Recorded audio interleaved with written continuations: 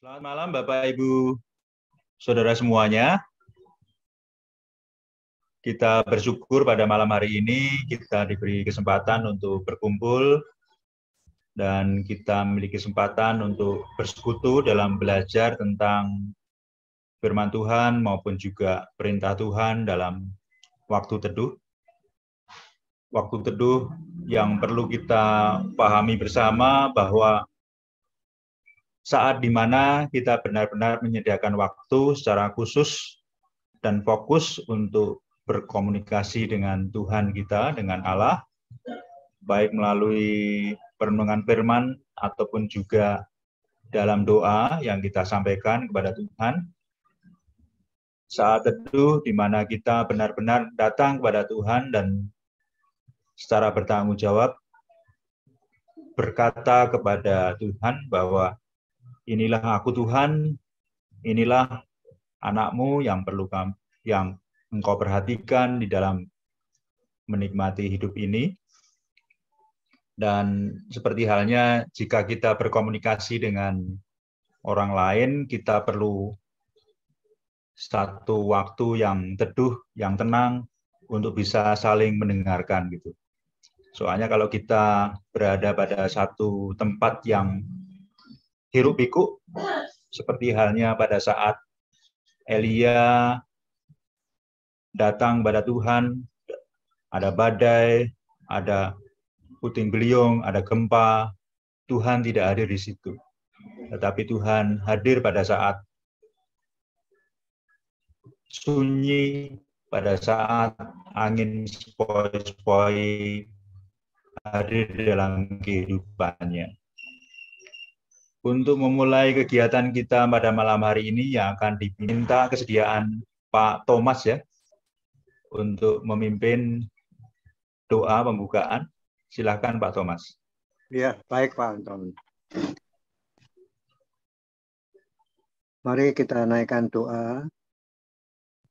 Bapa yang di surga, kami mengucap syukur, terima kasih pada sore ini boleh berkumpul bersama-sama untuk mendengar akan penjelasan firman-Mu mengenai saat teduh.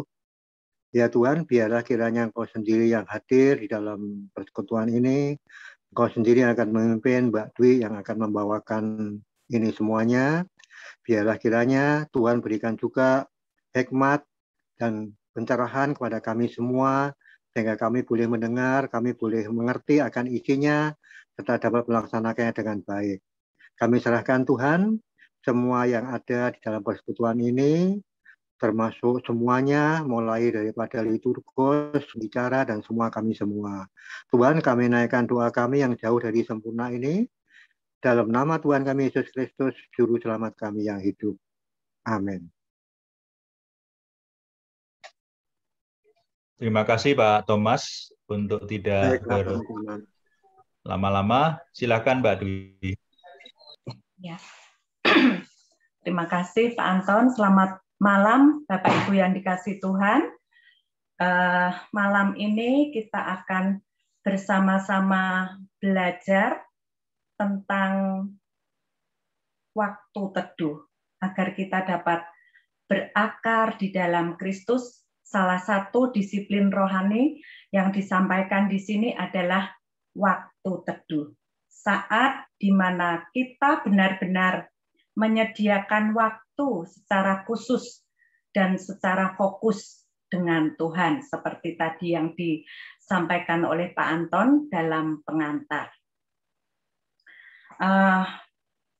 Dallas Albert Willard, seorang filsuf dari Amerika yang terkenal dengan tulisan-tulisannya tentang pembentukan spiritualitas Kristen, menuliskan seperti ini. Waktu teduh adalah disiplin rohani yang paling radikal dalam kehidupan yang dipimpin oleh Roh, karena memudahkan kita melakukan disiplin rohani yang lain seperti firman, doa, puasa, ibadah bersama, dan lain-lain. Ya, satu disiplin rohani yang paling mendasar yang paling fundamental gitu ya. Tapi ini satu hal yang sulit karena membutuhkan komitmen dan membutuhkan suatu, menurut saya suatu rasa bahwa kita itu butuh gitu. Jadi suatu kebutuhan. Nah, bagi Bapak Ibu yang mungkin mendampingi anak-anak membaca serial ini, boleh dilanjut slide-nya, Pak. Yang suka dengan komik silat ini, Kung Fu Boy ya, Kung Fu Boy ini. Serial manga karangan dari Takeshi Maekawa. Membawa suatu imajinasi yang melekat di benak pembaca. Ada jurus gitu ya, jurus paripurna milik dari pendekar Jinmei. Nah, jurus mematikan yang dimiliki oleh Jinmei ini namanya kungfu peremuk tulang ya. Pukulan satu jurus yang bisa dikatakan paripurna karena mampu menyelesaikan peperangan yang gilang gemilang. Nah, dalam filosofinya Jinmei ini atau si Kung Fu Boy ini menguasai satu jurus mematikan jauh lebih berharga daripada menggenggam 100 jurus tetapi setengah-setengah. Nah, itu artinya kemenangan dalam peperangan amat mungkin diraih dengan fokus dan konsistensi yang tinggi. Butuh stamina prima, perlu daya tahan ekstra. Nah, digambarkan seperti itulah ketika kita memperjuangkan waktu teduh kita. Kalau saya taunya serial Pendekar Kapak Maut Naga Geni itu ya, dengan jurusnya pukulan sinar matahari gitu. Satu jurus tetapi mematikan. Begitu pula dengan waktu teduh. Satu hal yang memang seolah-olah mudah tetapi kita membutuhkan perjuangan untuk kita menyediakan waktu untuk sungguh-sungguh kita pergunakan hanya bersama dengan Tuhan. Nah, kita akan belajar bersama melalui 3 pertanyaan penting tentang waktu teduh ini. Apakah waktu teduh? Lalu mengapa kita memerlukan waktu teduh? Bagaimana kita melakukan waktu teduh? Kita lihat poin yang pertama terlebih dahulu. Apakah waktu teduh? Nah, di sini dituliskan bahwa waktu teduh adalah waktu untuk bersekutu dengan Tuhan secara pribadi melalui firman dan doa yang dikhususkan secara teratur. Nah, di sini satu persatu kita bisa melihatnya bahwa ada hal yang penting, yaitu mengenai kerinduan. Tuhan rindu kepada kita untuk bersama-sama dengan kita menyediakan waktu, yaitu khusus waktu bersekutu dengan Tuhan. Penggambaran Alkitab tentang kerinduan Tuhan ini kepada kita digambarkan seperti Tuhan dengan baitnya atau dengan bait Tuhan. Dalam 1 Korintus 6 ayat 19 dikatakan, tidak tahukah kamu bahwa tubuhmu adalah bait Roh Kudus yang diam di dalam kamu. Roh Kudus yang kamu peroleh dari Allah, dan bahwa kamu bukan milik kamu sendiri. Nah, sebagai orang percaya, kita tahu bahwa tubuh kita ini adalah tempat tinggal pribadi Roh Kudus, di mana Roh itu merupakan tanda dari Allah yang menyatakan bahwa kita ini adalah miliknya.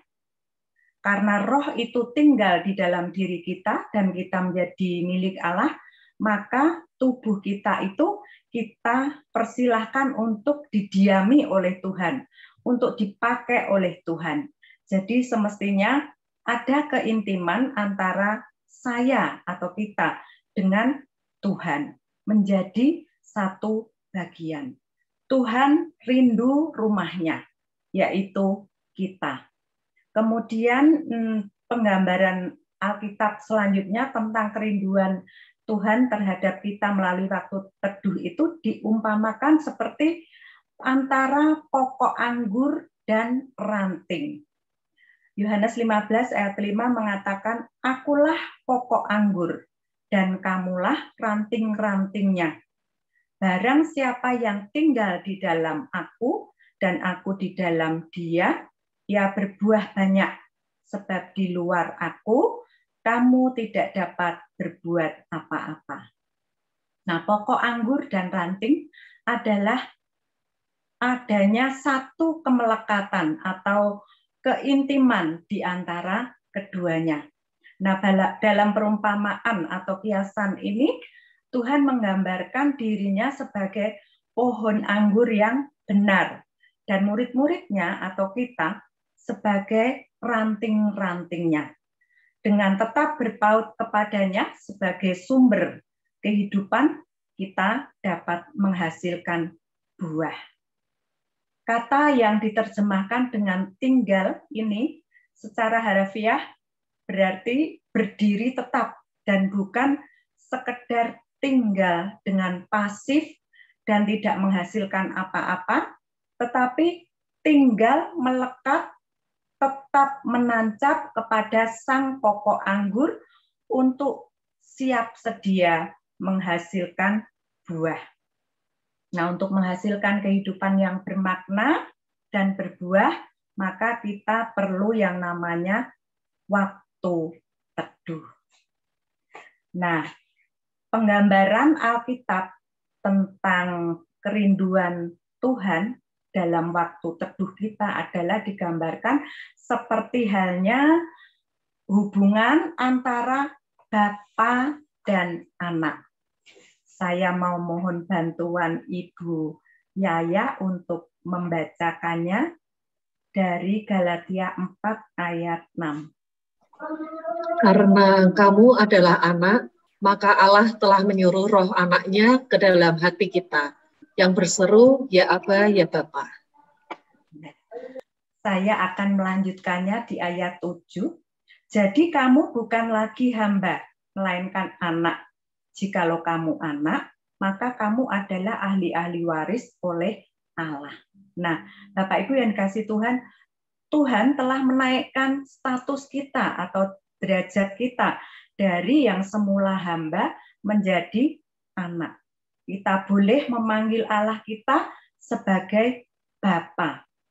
Nah, di sini menggambarkan relasi atau hubungan yang dekat dan relasi keluarga antara Bapa dengan anak, anak dengan Bapa. Demikian pula dengan hati kita. Bapak Ibu tentu sebagai orang tua merindukan anak-anaknya yang barangkali yang punya anak sekolah di luar negeri atau kos di tempat yang jauh dari kita. Tentu kita merindukan anak kita. Walaupun kadang-kadang anak itu ya antara rindu dan tidak kalau sudah kumpul sama teman-temannya gitu ya. Tetapi sebagai anak yang baik, tentu kita juga merindukan Bapa kita, Bapa yang merindukan kita.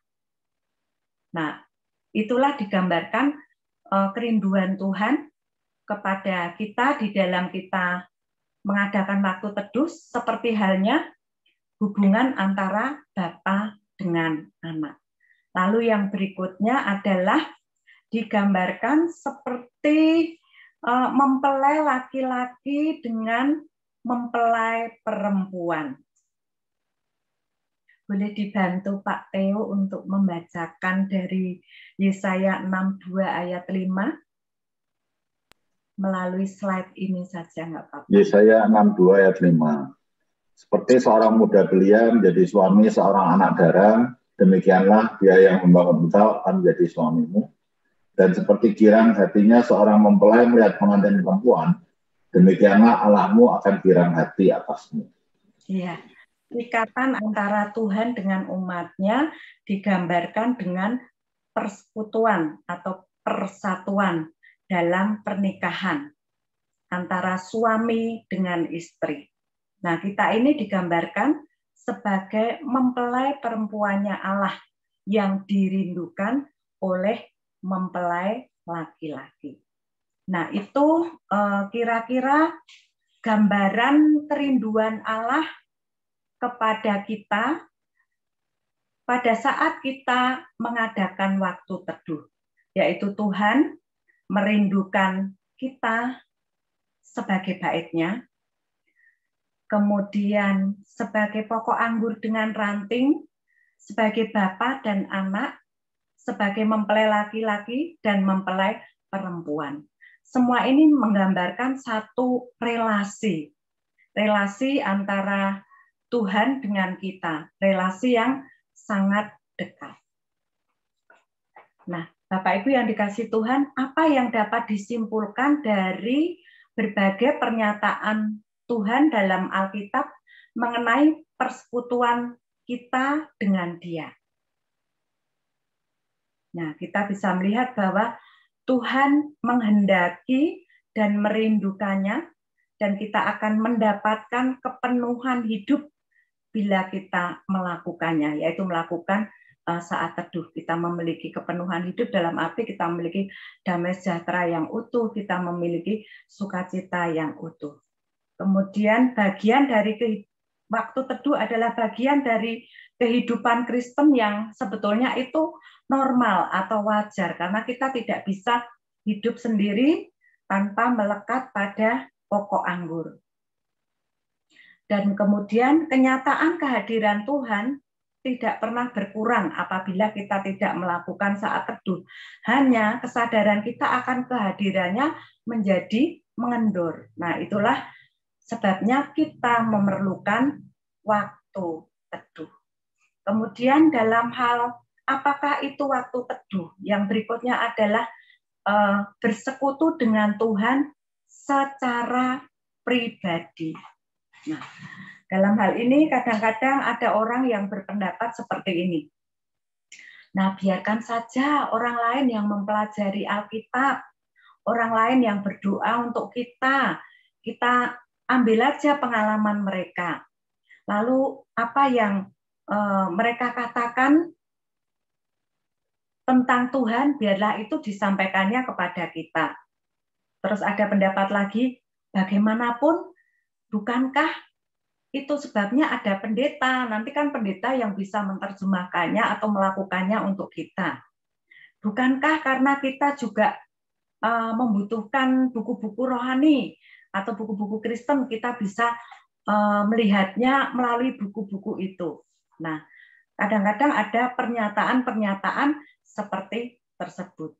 Tetapi pernyataan-pernyataan seperti ini bisa dijawab seperti ini, Bapak Ibu yang dikasihi Tuhan. Kalau misalnya Bapak Ibu diberi kesempatan atau yang sudah pernah ya melihat pemandangan dari dasar laut secara langsung gitu ya, dengan ciptaan Tuhan yang indah, yang luar biasa, melihat langsung dengan diberi cerita itu tentunya lebih merasakan maknanya lebih dalam melihat langsung daripada yang cuma dapat ceritanya, oh indah ya, atau melihat dari YouTube. Tetap lebih enak atau lebih indah melihat secara langsung. Kalau nggak gitu kan orang tidak bisa berwisata gitu ya. Lalu kalau misalnya diumpamakan sebagai orang yang pacaran, dah kamu aja yang pacaran, ceritani aku rasanya pacaran seperti apa gitu kan. Kalau mengalami langsung kan ada pengalaman, ada hal-hal positif, ada hal-hal negatif yang bisa dialami dari yang namanya pacaran itu, bila dibanding cuma diceritani gitu ya. Lalu kemudian dalam soal makanan, nah kadang-kadang kan kita cuma diceritani saja atau kita makan secara langsung, rasanya itu sudah tentu pasti lebih nikmat bila kita makan secara langsung. Nah, itu sebabnya ada orang yang senang sekali kuliner gitu ya.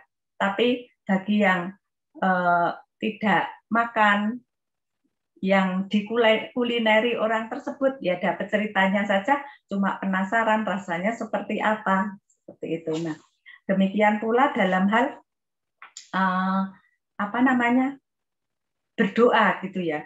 Apakah kita mau doa kita itu titip orang gitu ya, titip orang, atau kita mau secara langsung berdoa mempergumulkan masalah kita di hadapan Tuhan. Jadi di sini kita tentunya akan tahu bedanya bila kita mengalami langsung atau dengan perantara gitu. Nah, ayat Alkitab yang mengajarkan kita untuk melihat hal itu adalah, merasakan hal itu adalah, kecaplah dan lihatlah betapa baiknya Tuhan itu. Nah, Bapak Ibu yang dikasihi Tuhan, ketika kita merasakan, mengecap dan melihat betapa baiknya Tuhan itu, kita merasakan melalui pengalaman kita sendiri. Hari demi hari kita merasakan betapa Tuhan itu baik melalui pengalaman hidup kita. Ketika kita bangun tidur, kita mengatakan bahwa Tuhan, Engkau sangat baik karena kami merasakan Engkau telah menyertai hidup kami sepanjang malam. Gitu ya. Berikutnya ada seorang yang bernama Matthew Henry, ini seorang pendeta gereja Presbyterian asal Inggris, mengatakan bahwa ibadah bersama tidak dapat dijadikan alasan untuk mengabaikan ibadah pribadi. Jadi ibadah bersama itu juga penting, tetapi ibadah pribadi atau waktu teduh kita dengan Tuhan itu juga amat sangat penting. Dan hal itu harus kita lakukan di dalam kehidupan kita supaya kita bisa mengerti apa yang diinginkan Tuhan dalam kehidupan kita. Berikutnya, waktu teduh adalah waktu untuk bersekutu dengan Tuhan secara pribadi melalui firman dan doa. Di dalam 1 Timotius 3 ayat 16 sampai 17, boleh minta tolong Ibu Hana untuk membacakannya.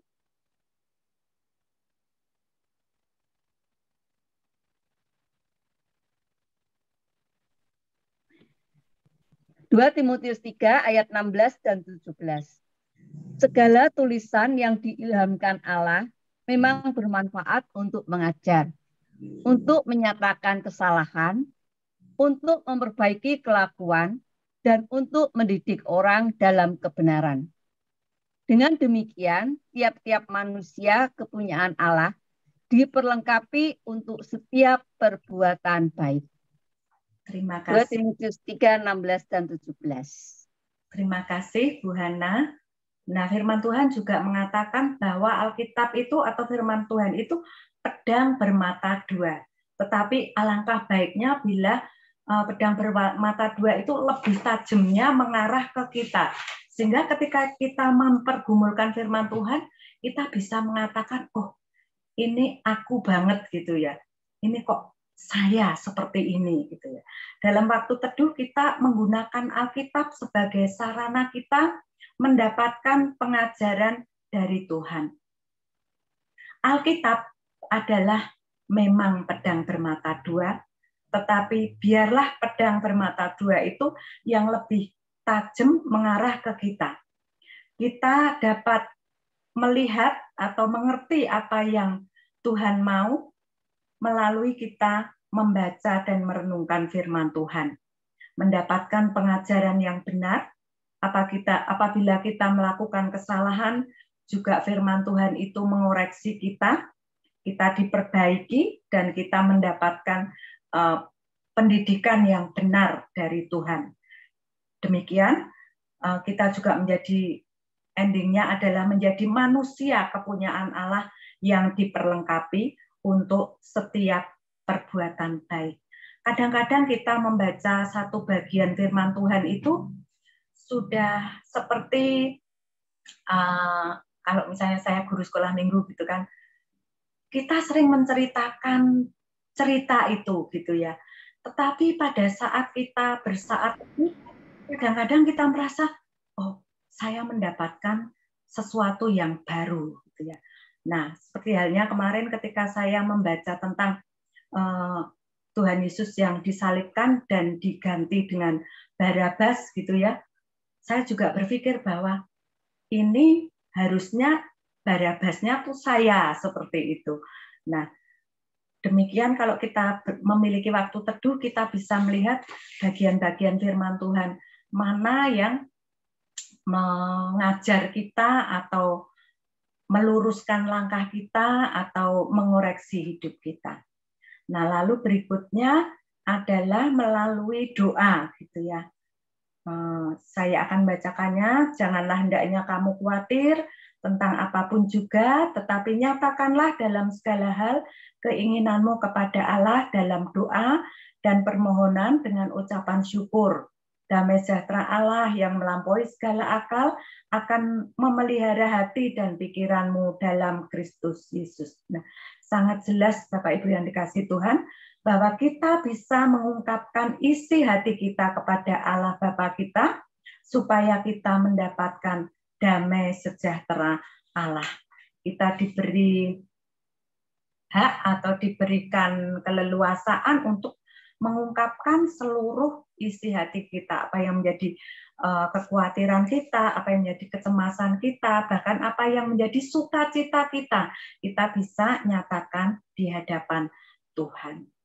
Berikutnya, apakah waktu teduh? Yaitu selain dengan melalui firman dan doa, dilanjutkan adalah dikhususkan secara teratur. Nah, bagian ini yang kadang-kadang kita itu, mohon maaf, agak sulit untuk secara waktu, secara teraturnya, begitu ya. Saya juga mempergumulkan hal ini, karena sudah pasti dalam setiap hari itu saya punya waktu teduh. Tetapi untuk teraturnya harus jam sekian sampai jam sekian, jam sekian sampai jam sekian, itu saya harus memperjuangkan hal itu. Saya mau minta boleh Ibu Dani mohon bantuannya untuk membaca 1 Timotius 4 ayat 8. 1 Timotius 4 ayat 8. Latihan badani terbatas gunanya, tetapi ibadah itu berguna dalam segala hal karena mengandung janji baik untuk hidup ini maupun untuk hidup yang akan datang. Karena Ibu Dani senang berolahraga, tentu sudah mendapatkan banyak manfaatnya ya Bu ya, sangat berguna. Tetapi kalau hal yang istilahnya terbatas oleh waktu, kondisi badan kita, kita sangat perhatikan. Apalagi kalau itu menyangkut adalah hal-hal yang kekal, di dalamnya terkandung segala harapan dan janji untuk kehidupan kekal, maka tentu kita akan lebih memperhatikannya. Ibadah maupun olahraga sama-sama menjadikan kita itu kuat, tetapi sasarannya adalah berbeda. Yang satu semakin membuat tubuh jasmani kita makin kuat dan sehat, sedangkan ibadah membuat roh kita semakin kuat. Berdoa dengan tekun, membaca dan merenungkan firman Tuhan, serta memberikan puji-pujian dan penyembahan kepada Tuhan adalah bagian dari program-program latihan rohani yang perlu kita kembangkan setiap hari. Nah, kemudian kita akan membaca di dalam Mazmur pasal 1 ayat 1 sampai 3.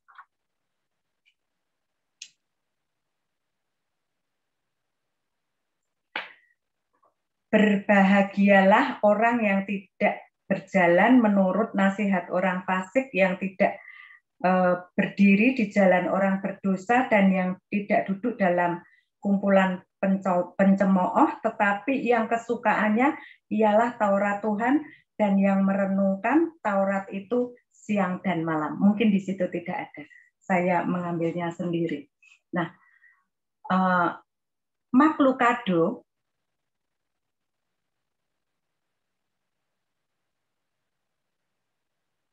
ya, mengatakan seperti ini. Orang yang hidup bersama dalam waktu yang lama, akhirnya mulai terdengar sama, berbicara sama, bahkan berpikir sama.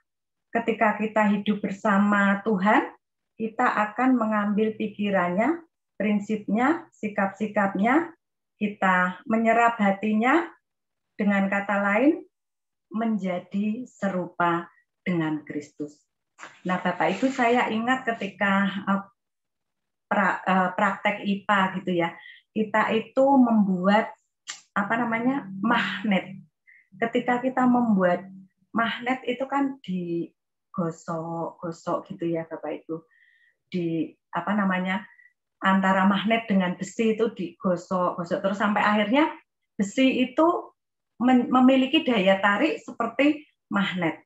Nah, demikian pula dalam kehidupan kita, semakin kita terus-menerus berelasi dengan Kristus, maka kita akan memahami hati Tuhan, dan dalam kehidupan kita sehari-hari juga kita bisa mencerminkan perilaku Tuhan kepada orang-orang yang ada di sekitar kita. Nah, berikutnya kita melihat bahwa ringkasan dari semua itu yang bisa kita ingat adalah waktu teduh adalah waktu untuk bersekutu dengan Tuhan secara pribadi melalui firman dan doa yang dikhususkan secara teratur. Nah, itu tentang apakah waktu teduh. Berikutnya, mengapa waktu teduh? Karena melalui waktu teduh, Bapak Ibu, kita mendapatkan kasih karunia Tuhan. Dalam hal apa? Dalam hal pertumbuhan. Yohanes, seperti yang kita baca tadi ya, Yohanes 15 ayat 4-5, tadi kita sudah membacanya. Kita bisa bertumbuh karena kita benar-benar melekat pada pokok anggur yang benar.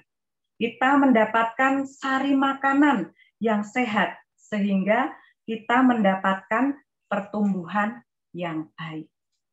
Kasih karunia Tuhan melalui waktu teduh kita bisa dapatkan karena kita sungguh-sungguh di dalam hari-hari kita itu merenungkan firman Tuhan dan berdoa mengungkapkan segala pergumulan kita.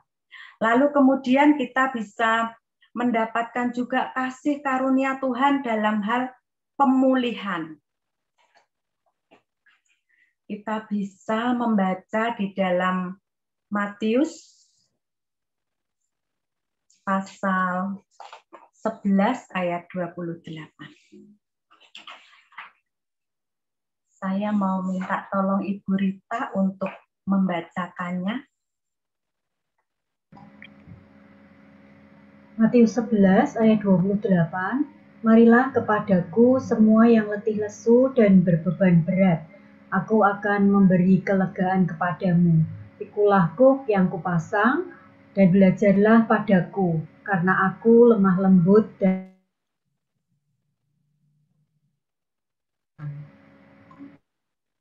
ya. Nah, undangan ini ditawarkan Tuhan Yesus kepada semua orang yang mengikutinya. Terutama adalah orang-orang yang letih lesu dan berbeban berat, yaitu orang-orang yang sangat merasa penat sehingga sama sekali tidak berdaya karena beban hidup mereka. Beban berat yang dialami oleh manusia sebenarnya bukanlah hal yang sudah tentu merupakan satu hal yang wajar sejak manusia itu jatuh di dalam dosa, baik itu dalam hal fisik maupun dalam hal mental. Nah, untuk itu satu-satunya cara untuk membutuhkan atau mendapatkan pemulihan adalah datang kepada Tuhan, menyambut undangan Tuhan, sebab Dia yang sanggup memberikan kelegaan atau yang menyegarkan kehidupan kita. Datang melalui waktu teduh. Mengapa kita memerlukan waktu teduh? karena kita mendapatkan kasih karunia Allah. Ya, dalam hal pertumbuhan, dalam hal pemulihan, berikutnya adalah dalam hal penerangan. Firman-Mu itu pelita bagi kakiku dan terang bagi jalanku. Pemazmur mengibaratkan kitab suci adalah sebagai pelita yang menyediakan cahaya untuk menerangi jalan kehidupan bagi mereka yang mencari Allah. Hal utama yang diperlukan oleh semua orang ketika berjalan dalam kegelapan yang pekat adalah cahaya atau pelita. Saat kita terombang-ambing dalam arus kehidupan, kita tahu Allah dapat menggunakan kitab suci untuk memperlihatkan arah rohani yang jelas dan untuk menolong kita supaya selamat. Nah, Bapak Ibu yang dikasihi Tuhan, itulah tadi mengapa saat teduh.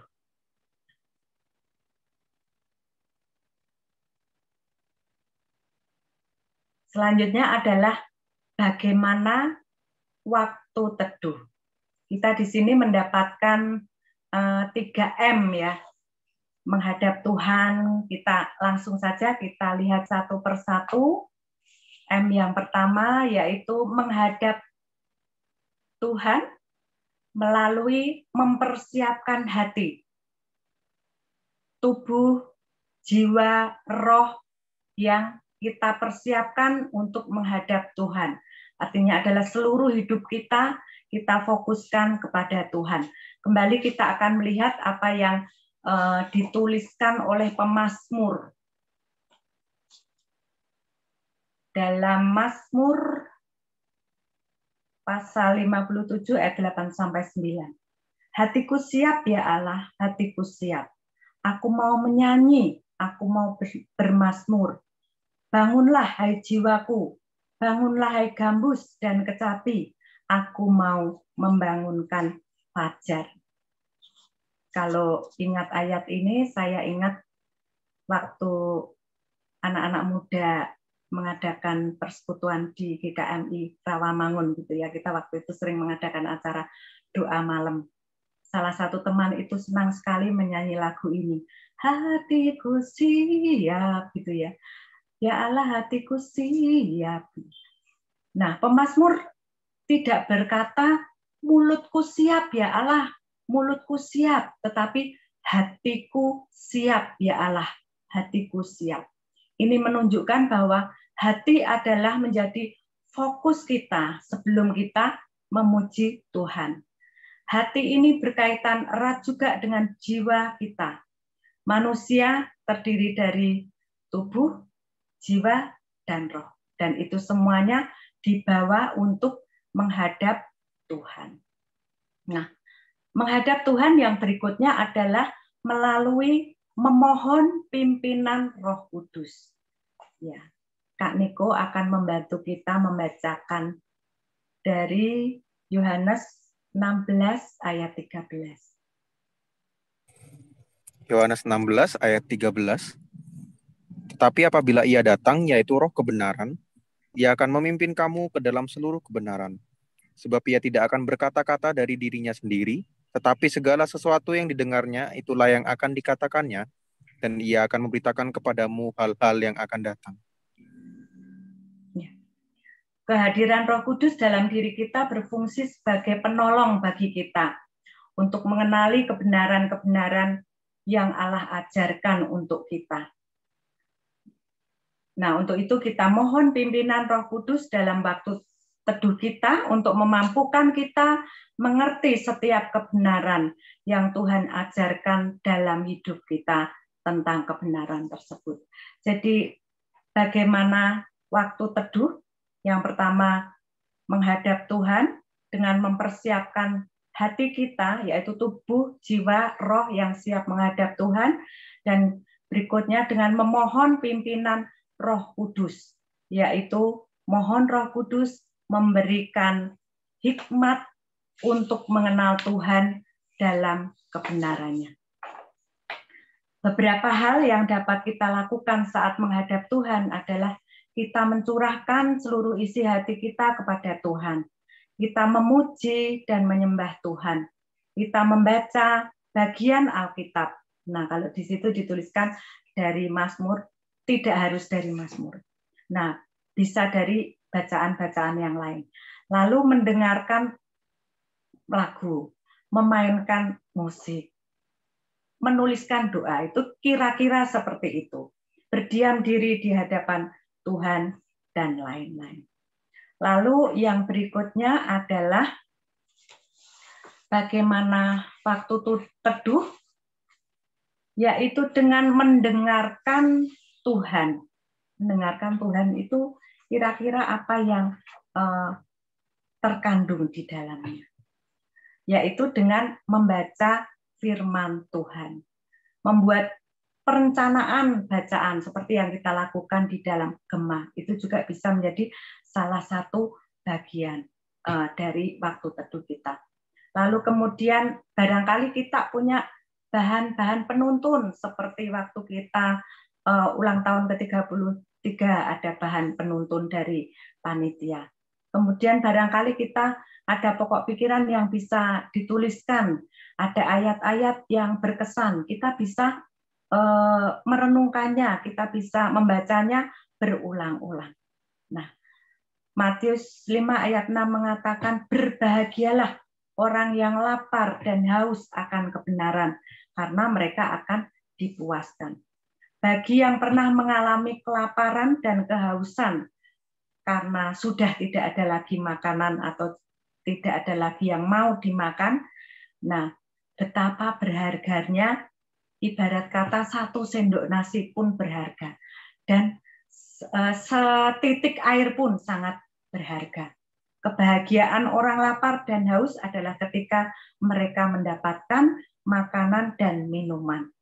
Nah, bagi kebutuhan rohani kita, kehidupan rohani kita, yaitu dengan mendapatkan makanan dan minuman dari firman atau roti hidup yang kita nikmati setiap hari. Menggali terus firman Tuhan sampai kita merasakan kepuasan. Lalu berikutnya adalah merenungkan. Nah, merenungkan kita bisa membacanya di dalam Mazmur 1 ayat 1 sampai 3. Tadi saya sudah bacakan juga. Nah, kalau nggak salah ayat ini adalah ayat yang dibekalkan Buddha ini untuk Pak Theo, kalau nggak salah ingat ya. Merenungkan firman Tuhan siang dan malam. Meskipun ada banyak hal yang menyenangkan, tetapi pemazmur ini mencatat atau menyebut orang yang berbahagia adalah orang yang dalam tanda kutip itu ketagihan firman Tuhan, gitu ya. Menjadikan firman Tuhan sebagai kesukaannya. Merekalah yang akan merasakan kepuasan sejati karena mengetahui hidupnya berkenan bagi Tuhan. Merenungkan firman Tuhan siang malam artinya adalah setiap saat, yaitu memiliki persekutuan yang intim dengan Tuhan.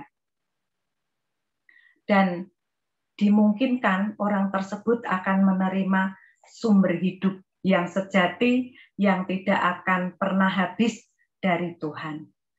Juga Tuhan akan menjamin kehidupan kita ketika kita melekat kepada Tuhan, seperti halnya pohon yang akar-akarnya itu dekat dengan sumber air atau dengan sungai. Nah, beberapa hal yang dapat kita lakukan saat mendengarkan Tuhan adalah memusatkan diri pada Tuhan, yaitu tentang pribadi Tuhan, tentang janji-janji Tuhan, tentang perintah-perintah Tuhan dalam semua bagian firman yang kita baca. Kita bisa membaca berulang-ulang karena mungkin kita akan mendapatkan hal-hal yang lain yang lebih spesifik lagi. Barangkali kita punya Alkitab dalam bahasa lain, kita bisa membacanya dalam versi lain supaya ada hal-hal yang bisa kita mengerti lebih lagi. Kemudian juga menemukan pokok pikiran, alur pikiran dari bacaan-bacaan kita dengan melihat perikop sebelumnya dan sesudahnya. Menemukan ayat-ayat yang berkesan dalam hidup kita. Lalu kita bisa mencernanya kata demi kata. Dan tentunya adalah mendoakan bagian demi bagian sehingga menjadi nyata dalam kehidupan kita. Kemudian M yang berikutnya adalah menanggapi Tuhan. Menanggapi Tuhan melalui doa, yaitu penyembahan, syukur, pengakuan dosa, permohonan pribadi, dan syafaat kita kepada Tuhan. Nah, kalau saya setiap hari mengaku dosa di hadapan Tuhan, karena saya tahu bahwa saya rentan dengan baik dosa tidak sengaja atau kadang-kadang sengaja saya lakukan. Membicarakan orang itu kan termasuk dosa, ya. Secara tidak sengaja kadang-kadang kita terbawa dalam pembicaraan yang tidak benar, gitu ya. Atau berita-berita yang tidak benar sehingga membuat hati kita menjadi jengkel, marah, seperti itu. Mazmur 62 ayat 9 mengatakan, percayalah kepadanya setiap waktu, hai umat, curahkanlah isi hatimu di hadapannya. Allah ialah tempat perlindungan kita. Percayalah setiap waktu, artinya adalah selalu, bukan kadang-kadang. Mencurahkan isi hati kepada seseorang dapat membuat kita merasa lega. Karena ada sesuatu yang kita keluarkan dari beban-beban kita, dan kita merasa ada yang masih peduli dengan kita. Tetapi tempat yang paling baik untuk mencurahkan isi hati kita adalah kepada Tuhan. Bukan berarti sok religius gitu ya. Tetapi karena mencurahkan isi hati kepada Tuhan akan membuat kita merasa sungguh-sungguh lega dalam langkah kita. Dan kita bisa bertindak menjadi pribadi yang lebih berbeda dari sebelumnya. Nah, berikutnya adalah melakukan penerapan. Saya mau mohon bantuan Pak Anton untuk membaca di dalam Yakobus pasal 23 sampai 24.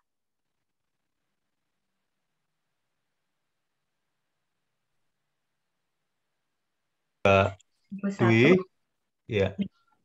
Jika seseorang hanya mendengar firman saja dan tidak melakukannya, ia seumpama seorang yang sedang mengamati mukanya yang sebenarnya di depan cermin. Baru saja ia memandang dirinya, ia sudah pergi atau ia segera lupa bagaimana. Yakobus 1 ayat 23 sampai 24. Iya, tentu kita sering bercermin. Dan mungkin kita juga kadang-kadang setelah bercermin kita balik lagi, oh ada noda atau tidak ya, ya seperti itu. Nah, setiap orang percaya diperhadapkan pada tantangan yang tidak mudah karena dituntut untuk membuktikan firman Tuhan dalam kehidupan nyata. Bukan sekedar kita ini membaca, menghafal dan mengucapkan firman.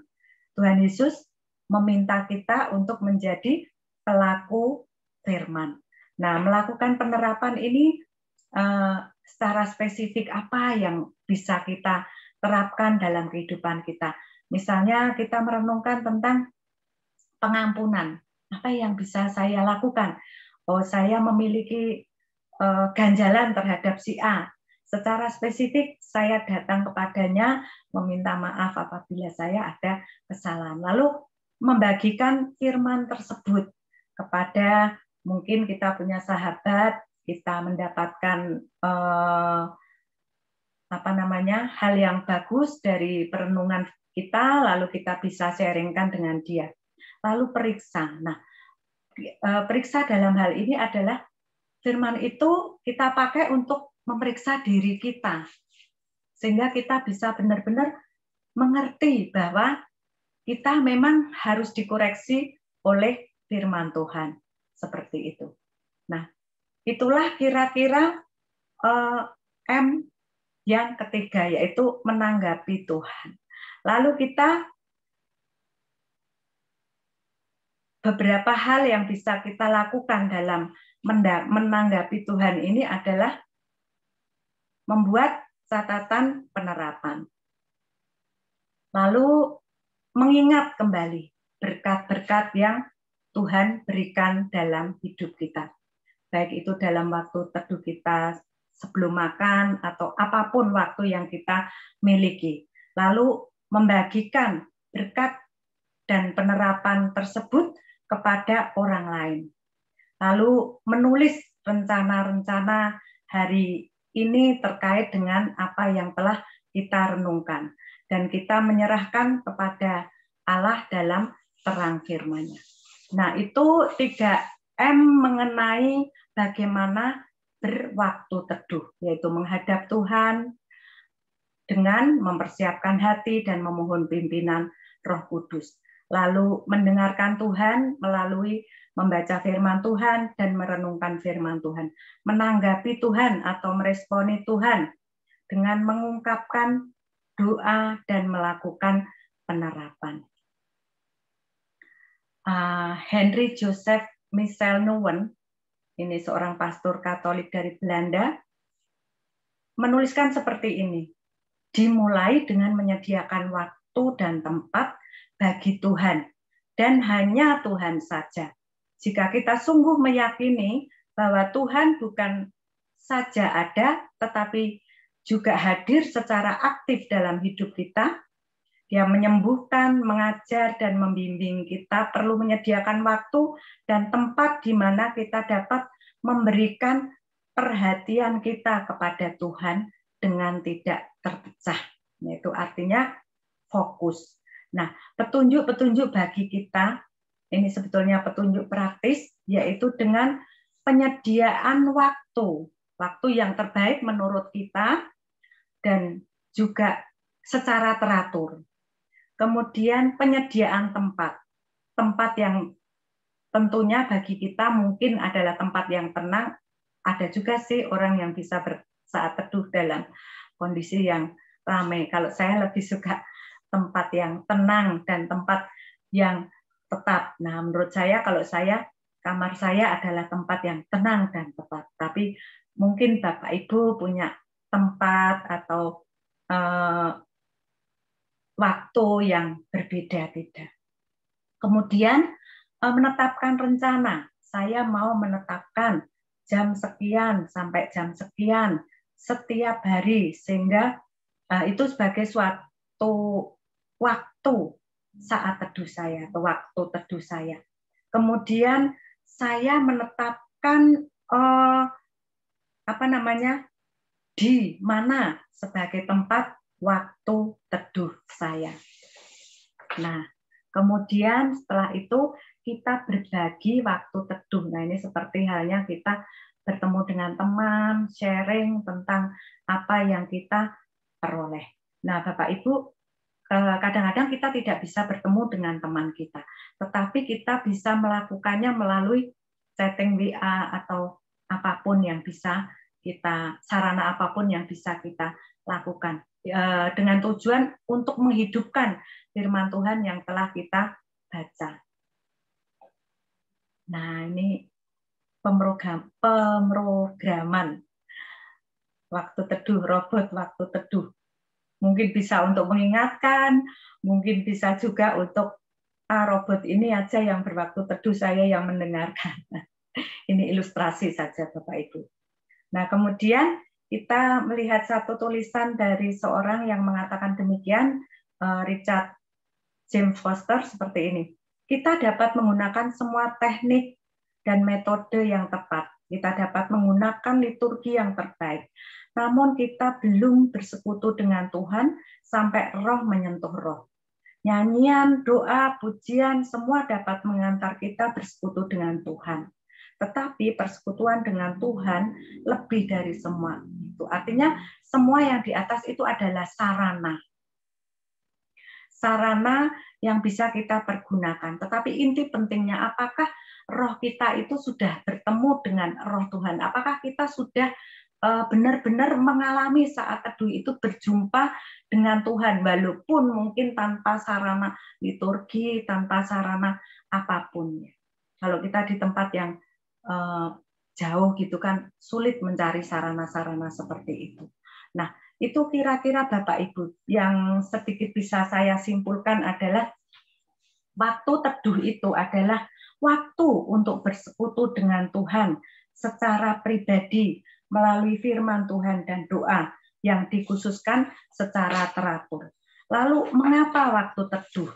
Karena kita akan mendapatkan kasih karunia Allah yang kita butuhkan, yaitu dalam hal 3P, pertumbuhan, pemulihan, dan penerangan.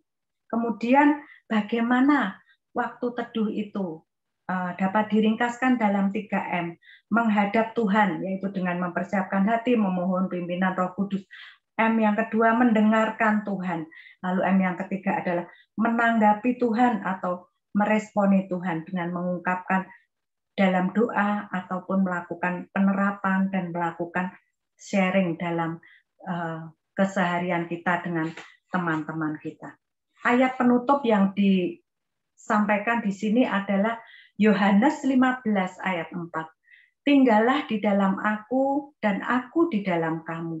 Sama seperti ranting tidak dapat berbuah dari dirinya sendiri kalau ia tidak tinggal pada pokok anggur.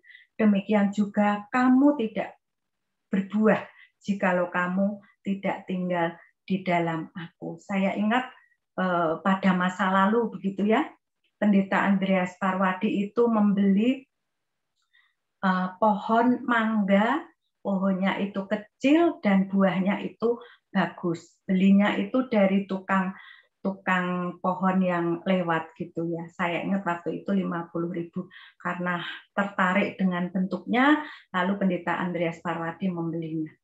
Beberapa hari kemudian waktu saya berkunjung, Pak, pohon mangganya mana? Pak Parwadi bilang gini, oh wis mati. Loh kok bisa Pak?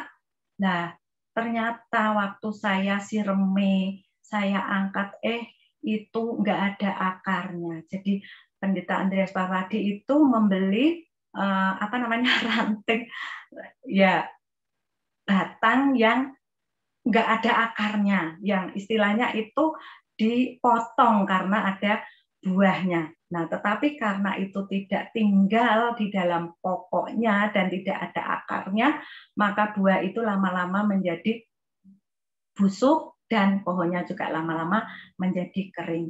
Demikian pula dengan kita sebagai orang percaya, kita diberi Tuhan yang namanya waktu 24 jam, walaupun dengan kesibukan kita yang luar biasa, tetapi Tuhan rindu untuk kita juga menyediakan waktu yang namanya waktu teduh bersama dengan Tuhan, karena di situ Tuhan rindu dengan kita sebagai baitnya, Tuhan rindu dengan kita sebagai anaknya, Tuhan rindu dengan kita sebagai mempelai perempuannya dan sebagai ranting dari pokok anggurnya.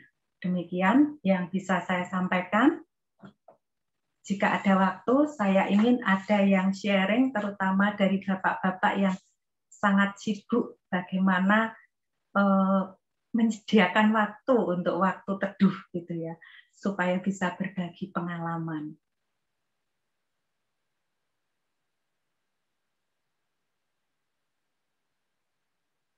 Saya serahkan Pak Anton.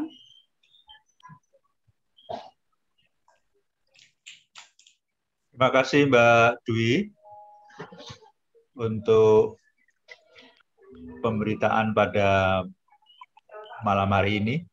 Banyak hal sudah kita pelajari tentang apa itu waktu teduh dan mengapa kita lakukan dan bagaimana melakukan waktu teduh itu ya. Menghadap Tuhan, mendengarkan Tuhan, dan juga menanggapi Tuhan di dalam doa dan aplikasi dalam kehidupan kita. Apakah ada pertanyaan dari Bapak, Ibu, rekan-rekan semuanya? Silakan saja.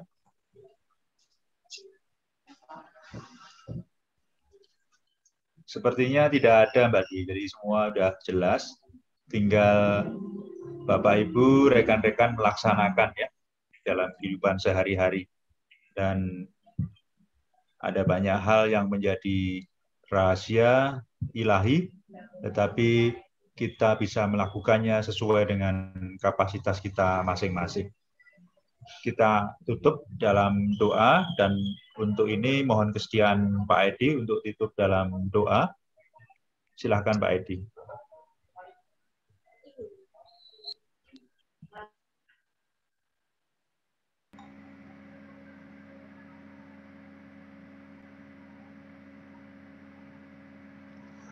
Ya, mari kita bersama dalam doa. Bapa, sungguh kami bersyukur pada malam hari ini kami boleh belajar tentang waktu teduh, dan kami bisa diberkati dengan apa yang disampaikan oleh Mbak Dwi, dan menjadi bagian yang kami juga bertekad untuk memberikan waktu teduh yang terbaik bagi kami, sekaligus kami ingin juga bersekutu dengan intim dengan Tuhan, dan merasakan apa yang Tuhan rasakan, dan kami berpikir seperti Tuhan berpikir. Berkati setiap kami ya Tuhan, agar waktu teduh ini menjadikan bagian yang benar-benar penting dalam kehidupan kami, dan kami bertekad melakukannya. Bila kami memberikan waktu di dalam kehidupan kami, sekaligus tempat yang pikirkan yang terbaik, kami boleh bersekutu dengan Tuhan. Terima kasih. Berkati Mbak Dwi dan berkati kami semua. Di dalam nama Tuhan Yesus Kristus kami berdoa. Amin.